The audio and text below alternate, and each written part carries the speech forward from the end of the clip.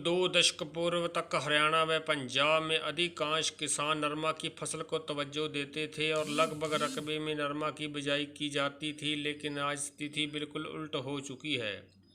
पिछले कुछ वर्षों के दौरान किसान नरमा की फसल से विमुख हो गए हैं। हरियाणा व पंजाब के अधिकांश हिस्सों में किसान नरमा की बजाय धान की फसल को तवज्जो देने लगे हैं।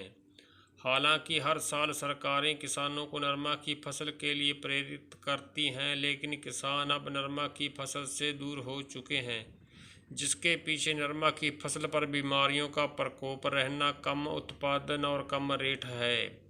हालांकि बीमारियां और कम उत्पादन तो कुदरती है, लेकिन नरमा की फसल का उचित भाव नहीं मिलने से किसान चाहकर भी नरमा की फसल को तवज्जो नहीं देते, जिसके चलते नरमा का रकबा हर साल कम होता जा रहा है। किसानों का कहना है कि बेशक सरकारें पानी बचाने के लिए धान की बजाय नरमा की फसल के लिए प्रेरित करती हैं, लेकिन नरमा की फसल किसानों के लिए घाटे का सौदा बन चुकी है। जिस समय नरमा की फसल पर फल फूल लगने का समय होता है, उस समय मौसम खराब रहने के कारण फसल पर बीमारियों का प्रकोप बढ़ जाता है, जिसका असर नरमा के उत्पादन पर पड़ता है। एक तो उत्पादन नामात्र होता है, दूसरा भाव कम होने के कारण किसानों का रुझान नरमा की बजाय धान की ओर बढ़ने लगा है।